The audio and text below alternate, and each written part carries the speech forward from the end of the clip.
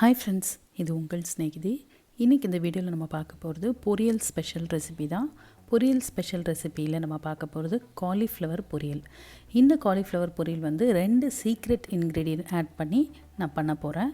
So அது வந்து ஒரு டிஃப்ரெண்ட் டேஸ்ட்டு கொடுக்கும், ஒரு டிஃப்ரெண்ட் டெக்ஸ்டரும் கொடுக்கும் இந்த ரெசிபிக்கு. ஸோ அந்த 2 சீக்ரெட் இன்க்ரீடியன்ட் என்ன அப்படிங்கிறத தெரிஞ்சுக்கிறதுக்கு வீடியோவை ஸ்கிப் பண்ணாமல் பாருங்கள். அப்போ தான் உங்களுக்கும் அந்த டேஸ்டி பொரியல் கிடைக்கும்.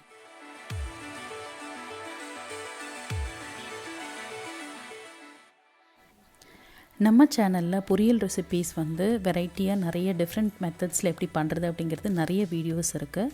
ஸோ அந்த வீடியோஸ் எல்லாமே வந்து ப்ளேலிஸ்ட்டில் இருக்குது. ஸோ நீங்களும் வந்து அந்த ரெசிபீஸ் எல்லாத்தையுமே வந்து ட்ரை பண்ணுங்கள். ஒரே மாதிரியான பொரியல் ரெசிபீஸ் வந்து எப்போயுமே நம்ம செய்யும்போது அது வந்து ஒரு மாதிரி போரிங்காக இருக்கும்.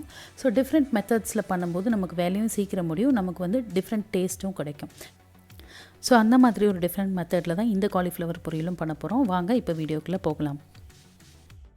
இப்போ இந்த காலிஃப்ளவர் பொரியல் பண்ணுறதுக்கு ஃபஸ்ட்டு காலிஃப்ளவர் நல்லா க்ளீன் பண்ணிவிட்டு கொஞ்சம் பெரிய பெரிய பீசஸாக கட் பண்ணிவிட்டு இதை வந்து சுடுதண்ணியில் போட்டு எடுத்துக்க போகிறேன். இப்போ ஒரு பாத்திரத்தில் தண்ணி வச்சுருக்கேன், அதில் கல்லுப்பும் மஞ்சள் தூளும் சேர்த்துக்கிறேன். அதில் வந்து இந்த கட் பண்ணி வச்சுருக்க காலிஃப்ளவர் பீசஸை போட்டுக்கிறேன். இது வந்து ஒரு 15 மினிட்ஸ் வரைக்கும் இந்த தண்ணியிலே இருக்கட்டும். காலிஃப்ளவர் வந்து பெருசாக கட் பண்ணோம் அப்படின்னா நமக்கு வந்து கடைசியில் பொரியல் பண்ணும்போது ஓரளவு கொஞ்சம் மீடியம் பீசஸ் கிடைக்கும், இல்லைன்னா ரொம்ப தூளாக போயிடும். இப்போ 15 மினிட்ஸ் கழித்து அதை தண்ணியை ட்ரெயின் பண்ணிவிட்டு திருப்பி இன்னொரு தடவை வாஷ் பண்ணிவிட்டு இப்போ இந்த காலிஃப்ளவர் வச்சுருக்கேன். இப்போ இந்த காலிஃப்ளவர் வந்து நான் வேக வச்சு எடுத்துக்க போகிறேன். வேக வைக்கிறதுக்கு வந்து ஆவிலே வேக வைக்கலாம், இல்லைனா தண்ணி ஊற்றியும் வேக வைக்கலாம். இது ஃபுல்லாக வேக வைக்கணுன்ற அவசியம் இல்லை, இது ஒரு 3/4 வெந்தால் போதும். ஸோ இந்த மாதிரி 3/4 நான் இந்த காலிஃப்ளவரை வேக வச்சு எடுத்து வச்சுருக்கேன். இப்போ இதை நம்ம பொரியல் பண்ணிடலாம். இப்போ பொரியலுக்கு வந்து ஒரு கடாயில் ஆயில் ஊற்றி ஹீட் பண்ணியிருக்கேன்.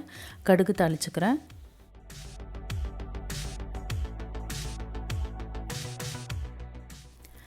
கடுகு வெடித்ததும் உளுத்தம்பருப்பு செவந்ததும் இதில் ஒரு டீஸ்பூன் அளவுக்கு சோம்பு சேர்த்துக்கிறேன். சோம்பு வந்து இது ஒரு மசாலா ஃப்ளேவர் கொடுக்கும், நல்ல வாசமாகவும் இருக்கும், அதுக்காக இதில் சோம்பு சேர்த்துக்கிறேன். அடுத்தது அதில் கருவேப்பிலையும் கட் பண்ணி வச்சுருக்க ஆனியனும் சேர்த்துக்கிறேன். ஆனியன் வந்து நல்லா கோல்டன் ப்ரௌன் ஆகிற வரைக்கும் நல்லா வதக்கணும்.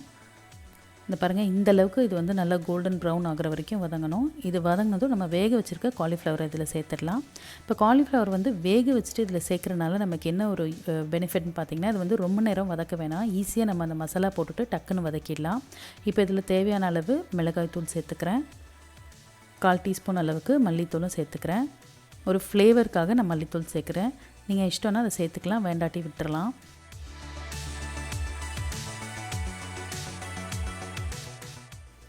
அதிலே வந்து உப்பும் சேர்த்துட்டு இப்போ இதை நல்லா மிக்ஸ் பண்ணி விட்டுக்கலாம்.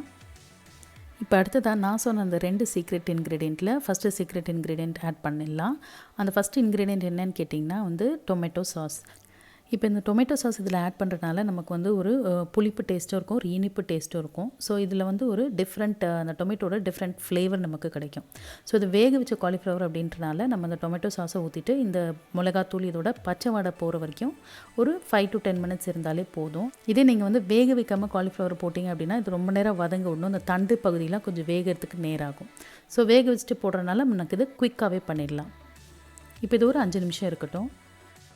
இப்போ நம்மளோட அடுத்த சீக்ரெட் இன்க்ரீடியன்ட் என்ன அப்படின்னு பார்த்தீங்கன்னா வந்து பொட்டுக்கடலை வந்து நான் இந்த மாதிரி மிக்சியில் போட்டு பவுடர் பண்ணி வச்சுருக்கேன். ஸோ அந்த பவுடர் தான் வந்து நம்ம இந்த காலிஃப்ளவர் பொரியலில் சேர்க்க போகிறோம்.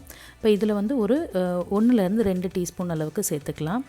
இது எதுக்கு சேர்க்குறது அப்படின்னா, அதாவது நம்ம அந்த காலிஃப்ளவர் பொரியலில் வந்து ஈரப்பதம் இருந்தால் அந்த ஈரப்பதத்தை வந்து அப்சர்வ் பண்ணிவிட்டு நமக்கு வந்து ஒரு கிறிஸ்ப் டெக்ஸ்டர் கொடுக்கும் இந்த பொரியலுக்கு. ஸோ இதை போட்டுட்டு நல்லா வதங்க விட்டுட்டு நல்லா இது ரோஸ்ட் ஆகிற வரையும் வச்சுருந்து எடுத்தோம் அப்படின்னா நமக்கு ஒரு சூப்பரான காலிஃப்ளவர் பொரியல் வந்து ரெடி ஆயிரும். இந்த 2 சீக்ரெட் இன்க்ரீடியண்ட்டும் வந்து சேர்த்து செய்யும்போது நமக்கு வந்து ஒரு டிஃப்ரெண்ட் டேஸ்ட்டில் கிடைக்கும். அது மட்டும் இல்லாமல் வேக வச்சு செய்கிறனால நமக்கு சீக்கிரமாகவும் ஆகிடும். ஸோ அவ்வளோதாங்க, நம்மளோட டேஸ்டியான காலிஃப்ளவர் பொரியல் ரெடி ஆகிடுச்சு. இது பார்த்திங்கன்னா ஒரு கிறிஸ்பி டெக்ஸ்டர் இருக்கும், அதனால் பசங்களுக்கும் ரொம்ப பிடிக்கும், ரொம்ப விரும்பி சாப்பிடுவாங்க. ஸோ இந்த 2 சீக்ரெட் இன்க்ரீடியன்ட் ஆட் பண்ணி நீங்களும் காலிஃப்ளவர் பொரியல் ட்ரை பண்ணி பாருங்கள். இந்த மெத்தடில் செய்யும்போது குயிக்காக செஞ்சிடலாம், ஈஸியாகவும் வேலை முடியும், டேஸ்ட்டும் நல்லாயிருக்கும்.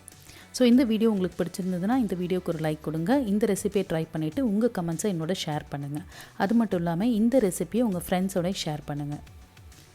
இந்த சேனலை சப்ஸ்கிரைப் பண்ணாதவங்க சப்ஸ்கிரைப் பண்ணிவிட்டு பெல் ஐக்கனை கிளிக் பண்ணி வச்சுக்கோங்க. இன்னும் நிறைய இன்ட்ரெஸ்டிங் வீடியோஸ் உங்களுக்காக காத்துட்ருக்கு.